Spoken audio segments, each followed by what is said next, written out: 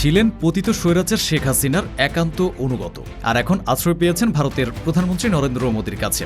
জানলে অবাক হবেন, শেখ হাসিনা থেকে বাংলাদেশের দুই সাবেক জেনারেলকে বেশি নিরাপত্তা ও গোপনীয়তায় রেখেছে ভারত সরকার। তারা দুজন হলেন বরখাস্ত লেফটেন্যান্ট জেনারেল মোহাম্মদ মুজিবুর রহমান এবং লেফটেন্যান্ট জেনারেল মোহাম্মদ আকবর হোসেন। কিন্তু কি কারণে ভারত সরকার বাংলাদেশের এই দুই সাবেক সেনা কর্মকর্তাকে এত গুরুত্ব দিচ্ছে?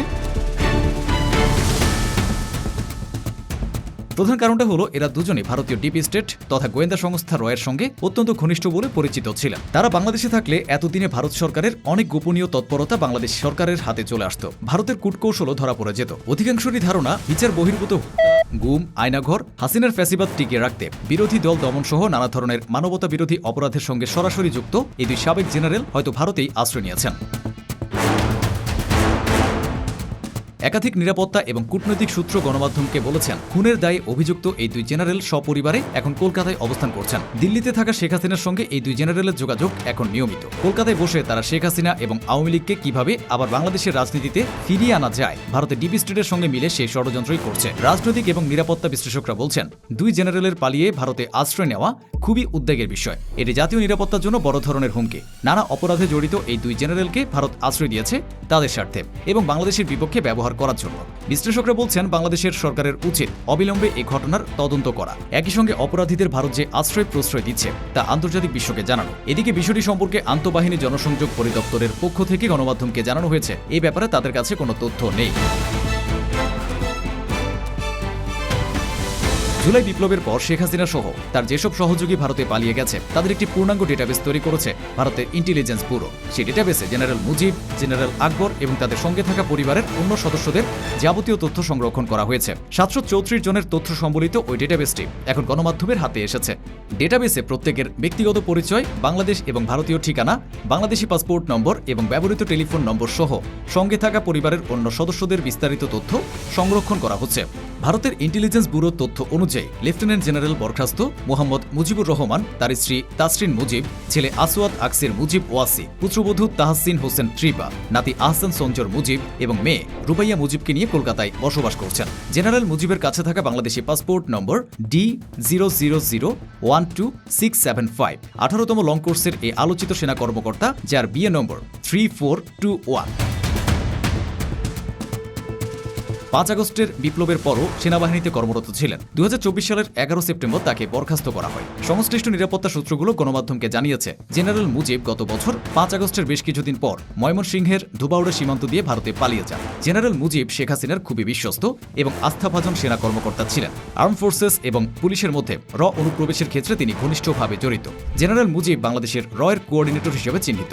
বিমান বাহিনীতে এর শ্যাডো রিক্রুটার হিসেবে কাজ করা স্কোয়াড্রন লিডার আব্দুল্লাহ ইবনে আলতাফ গ্রেপ্তার হওয়ার পর সামগ্রিক তদন্তে বেরিয়ে আসে সামরিক বাহিনীতে এর নেটওয়ার্ক ও জেনারেল মুজিব সম্পর্কে। আওয়ামী লীগ ও শেখ হাসিনাকে টানা ক্ষমতায় রাখতে গিয়ে বাংলাদেশের নিরাপত্তা ব্যবস্থাকে হুমকির মুখে ফেলে দেন জেনারেল মুজিব ও তার নেটওয়ার্কের সদস্যরা। নির্ভরযোগ্য সূত্রে নিশ্চিত হওয়া গেছে, জুলাই বিপ্লব চলাকালে সেনাবাহিনীতে ভারতপন্থী কু করানোর জন্য জেনারেল মুজিব আপ্রাণ চেষ্টা করেন।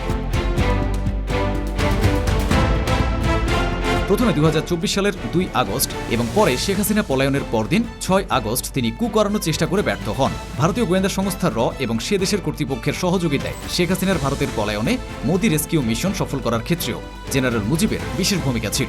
শেখ হাসিনা সরকারের পতনের পর জরুরি অবস্থা ও সামরিক আইন ঘোষণা করার জন্য তিনি কুখ্যাত major general Ziaul Ahsan, lieutenant general Tabrez Shams, lieutenant general Mohammad Shahinul Haq, major general Hamidul Haq, brigadier general Imran হামিদের সঙ্গে একাধিক অভ্যুত্থানের চেষ্টা করেন। কুখ্যাত মেজর জেনারেল জিয়াউল আহসানের সঙ্গে মিলে বিচার বহির্ভূত হত্যাকাণ্ড, গুম, আয়নাঘর ইত্যাদির মতো সব অপরাধের অন্যতম প্রধান ব্যক্তি। ফ্যাসিবাদী আওয়ামী লীগের অনুগত না হওয়া এমন অনেক কর্মকর্তার কর্মজীবন ধ্বংস করার সঙ্গে জড়িত। স্বৈরাচার শেখ হাসিনাকে বাংলাদেশে ফিরিয়ে আনার ষড়যন্ত্রে লিপ্ত রয়েছেন। এসএসএফ এর সাবেক ডিজি জেনারেল মুজিব এর কোঅর্ডিনেটর হিসেবে শুধু দেশে নিরাপত্তা ব্যবস্থাকে নড়বড় করে দেননি, তিনি নানা অপকর্মের হোতা এবং ক্ষমতার অপব্যবহার করে ব্যাপক দুর্নীতিও করেছেন। র্যাবের অতিরিক্ত পরিচালক থাকাকালীন সব গুম ও ক্রস ফায়ারের সঙ্গে মুজিব জড়িত ছিলেন।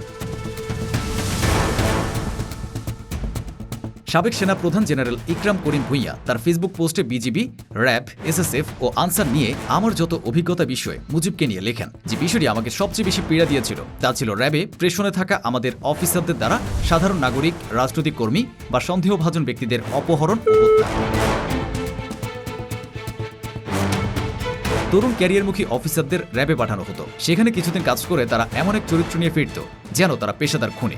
একই প্রবণতা পরিলক্ষিত হয়েছিল জুনিয়র কমিশনড অফিসার, নন কমিশনড অফিসার এবং সৈনিকদের মধ্যেও। 2013 সালের 5 মে শাপলা চত্বরের হেফাজতের উপর যে বর্বরতম হামলা হয় তার পরিকল্পনাকারী ও অপারেশন পরিচালনার অন্যতম দায়িত্বে ছিলেন মুজিব।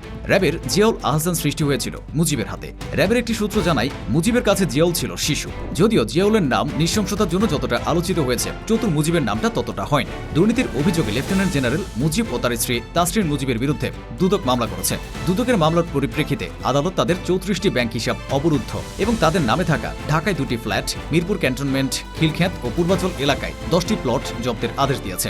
শেখ হাসিনার আরেক একান্ত অনুগত এবং ভারতের ডিপ স্টেটের সঙ্গে অত্যন্ত ঘনিষ্ঠ গুম খুনের সঙ্গে জড়িত 2টি ভুয়া নির্বাচনের মূল কারিগর লেফটেন্যান্ট অবসরপ্রাপ্ত মোহাম্মদ আকবর হোসেন জুলাই বিপ্লবের পর কোনো এক সময় ভারতে পালিয়েছেন। জেনারেল আকবর তার স্ত্রী সুফিয়া আকবরকে নিয়ে এখন কলকাতায় অবস্থান করছেন। তার কাছে থাকা বাংলাদেশি পাসপোর্ট নম্বর D00011900। 13তম লং কোর্সের এই সাবেক জেনারেল, যার PN নং 2890, তিনি ছিলেন শেখ হাসিনার একান্ত অনুগত ও বিশ্বস্ত।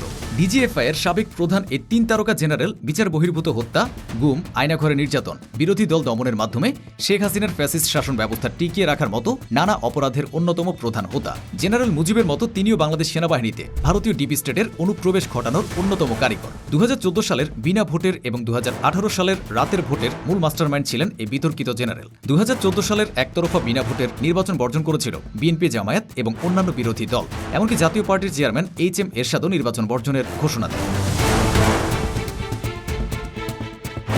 ভারতের তৎকালীন পররাষ্ট্র সচিব সুজাতা সিং তখন ঢাকায় এসে জাতীয় পার্টিকে নির্বাচনে যেতে এরশাদের উপর চাপ দেন, তবে এরশাদ তাতে রাজি হননি। পরবর্তী সময় দিল্লির নির্দেশে তৎকালীন ডিজিএফআই প্রধান জেনারেল আকবর এরশাদকে তার বাসা থেকে জোর করে তুলে এনে CMH এ বন্দী করে রাখেন এবং জাতীয় পার্টিকে নির্বাচনে যেতে বাধ্য করে। বহুল আলোচিত সাবেক প্রধান বিচারপতি SK সিনহাকে দেশ থেকে বের করে দেওয়ার অন্যতম হোতা ছিলেন এই সাবেক সেনা কর্মকর্তা। তিনি এখন কলকাতায় বসে শেখ হাসিনা এবং আওয়ামী লীগকে বাংলাদেশে পুনর্বাসনের জন্য ভারতের পরিকল্পনা বাস্তবায়নে তৎপর। ইতিপূর্বে জোরপূর্বক গুমের অভিযোগে সাবেক এই জেনারেলের বিরুদ্ধে মামলা দায়ের করা হয়েছে। এদিকে দুই জেনারেলের ভারতে পালিয়ে আশ্রয় নেওয়া বাংলাদেশের জাতীয় নিরাপত্তার জন্য বড় ধরনের হুমকি বলে মন্তব্য করেছেন বিশিষ্ট রাজনৈতিক বিশ্লেষকরা। তারা জানিয়েছেন, এটা বাংলাদেশের স্বাধীনতা, সার্বভৌমত্ব এবং জাতীয় নিরাপত্তার জন্য বড় ধরনের হুমকি। ভারতের এসব তৎপরতার মূল উদ্দেশ্য হল জুলাই অভ্যুত্থানে তারা বাংলাদেশে যা হারিয়েছে তা আবার ফিরে পাওয়া। গুম খুনের অভিযোগে অভিযুক্ত এই দুই জেনারেলকে ভারতের আশ্রয় দেওয়ার বিষয়টি বাংলাদেশ সরকারকে আন্তর্জাতিক অঙ্গনে তুলে ধরার পরামর্শ দিয়েছেন রাজনৈতিক বিশ্লেষকরা।